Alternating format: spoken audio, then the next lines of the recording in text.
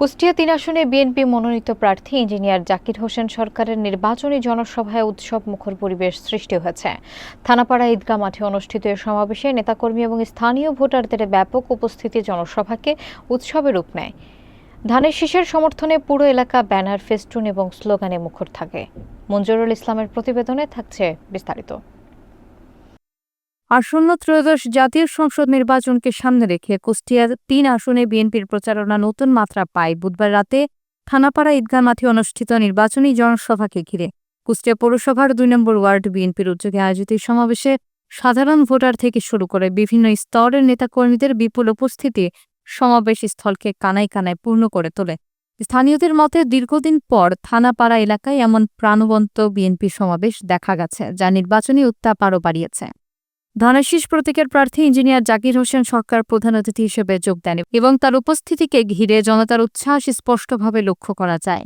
জেলা বিএনপির সাবেক যুগ্ম সাধারণ সম্পাদক আক্তারুজ্জামান কাজল মাজুমদার সহ অন্যান্য নেতারা সমাবেশে অংশ নিয়ে প্রার্থীর পক্ষে সমর্থন জানান এবং ভোটারদের তাকে বিজয়ী করতে আহ্বান জানিয়েছেন।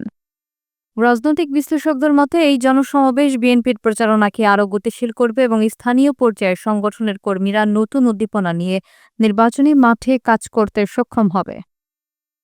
আপনাদের ৯৯ সালের কথা হয়তো মুরব্বী যারা আছে মনে আছে, আপনাদের এখানে যারা বসবাস করছেন তাদেরকে কিন্তু আমরাই বসাইছিলাম। বিএনপি ক্ষমতায় আসলে আপনাদের পাশে যে বিএনপির কর্মীরা থাকে, আমরা যে থাকি, তার প্রমাণ আমরা দেখাইছি। ২০০১ সালে আমরা কিন্তু এখানে অনেকেই আছে যাদেরকে আমরা এখানে বাসস্থান আমরা করে দিয়েছিলাম। কিন্তু আমার জানা মতে বিগত এই যে ১৭টা বছর অনেককে উচ্ছেদ করা হয়েছে এখান থেকে, অনেককে বাড়ি ঘর কেড়ে নেওয়া হয়েছে, জায়গা জমি কেড়ে নেওয়া হয়েছে, উচ্ছেদ করা হয়েছে। সামনে যেহেতু ১৪ বছর আমরা কোনো নির্বাচন পাইনি, ভালো ভোট দিতে পারিনি। ইনশাল্লাহ আগামী ফেব্রুয়ারিতে নির্বাচনের ঘোষণা দেওয়া হয়েছে। আমাদের প্রার্থী ইঞ্জিনিয়ার জাকির হোসেন সরকার আমাদের অভিভাবক, ধানের শীষের প্রার্থী। আপনাদের কাছে আমার অনুরোধ থাকবে যে আপনারা যে সমস্যার ভিতরে আছেন, বিশেষ করে এই নিচু শ্রেণীর, এই যে ভূমিহীন যারা ৩০ বছর ৪০ বছর বসবাস করছেন কিন্তু আপনারা এখন পর্যন্ত স্থায়ী ঠিকানা পান নাই, আপনাদের কোনো হোল্ডিং নাই, কত বড় কষ্টের একটা কথা বলেন।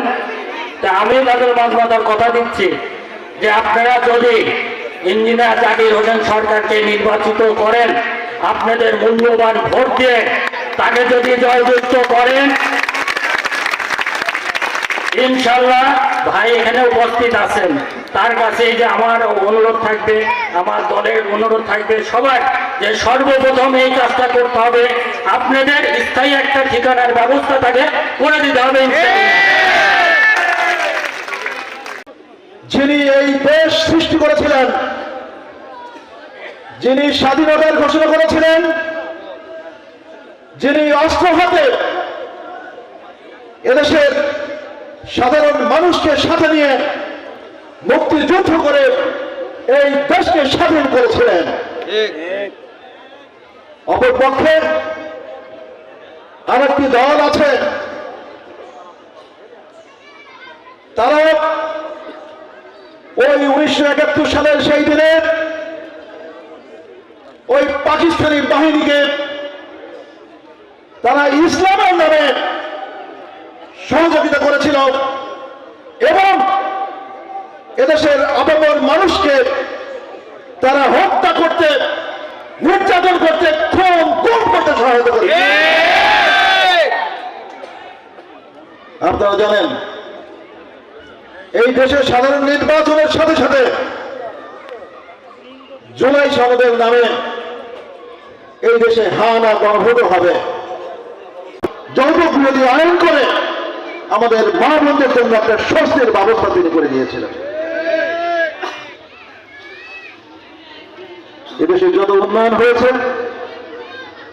এবং আমরা যত উন্নতির পথে হেঁটেছি, সবই হয়েছে শহীদ রাষ্ট্রপতি জিয়াউর রহমান এবং বাংলাদেশ জাতীয়তাবাদী দলের হাত ধরে। আর ওই আওয়ামী লীগ এবং তার দোষকরা বারবার আমাদেরকে ধ্বংসের মুখে ঠেলে দিয়েছে।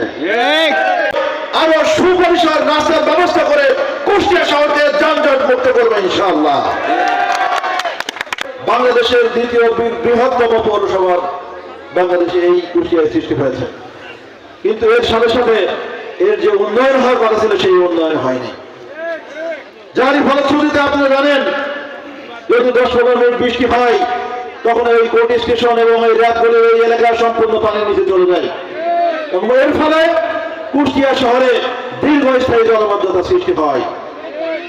তাই আমরা বলতে চাই বাংলাদেশ জাতীয়তাবাদী দল যদি আপনাদের সমর্থন নিয়ে এই দেশ পরিচালনা করার সুযোগ পায় তাহলে কুষ্টিয়া শহরে উন্নত মানের ড্রেনেজ ব্যবস্থা করে আমরা কুষ্টিয়া শহরকে স্থায়ীভাবে জলবদ্ধতা দূর করবো ইনশাআল্লাহ।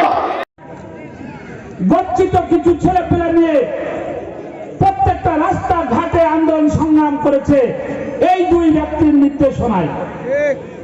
আজকে আমাদের প্রিয় নেতা জনাব তারেক রহমান বলেছিল যারা মিছিলের শেষ প্রান্তে থাকবে যে ব্যক্তি সেও একদিন নেতা হবে, তার কাছে নেতৃত্ব যাবে।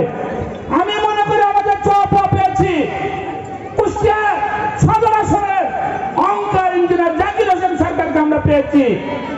আমাদের দেশ নায়ক তারেক রহমান তার ওয়াদা রেখেছে আন্দোলন সংগ্রামে যারা ছিল তাদের মধ্যে থেকে তাদের ধানের শীষের নমিনেশন দিয়ে ধানের শীষের কান্ডারি বানিয়ে দিয়েছে। আমরা এই ধানের শীষের কান্ডারি যে ইঞ্জিনিয়ার জাকির হোসেন সরকার তাকে আমরা ব্যাপক ভোট দিয়ে কুষ্টিয়া সদর আসন তারেক রহমানের হাতে। কোন সনাতনী ধর্মাবলম্বনের মানুষদের কোনো চাঁদাবাজি, কোনো হয়রানি, কোনো রকম কোনো ঘটনা ঘটেনি এবং যেটা আমাদের জন্য একটা শান্তির বিষয়। তা আমরা আশা রাখি আমরা সনাতনীরা আপনার পাশে আসি এবং আপনাকে ভোট দিব এবং সামনে জাকির ভাই উনি আসলে খুবই সুন্দরবনের মানুষ, যেহেতু গ্রিন কুষ্টিয়া ক্লিন কুষ্টিয়া তারই সৃষ্টি। এটাই বোঝা যায় যে সে কত কেমন মানবিকতার পরিচয় দিয়েছে এবং সে কেমন মানুষ। এই জন্য আমার মনে হয় কুষ্টিয়াতে যখন সে আসবে এমপি হয়ে আমার মনে হয় এই কুষ্টিয়াকেও সে সেইভাবে ক্লিন এবং ক্লিন করবে। কারণ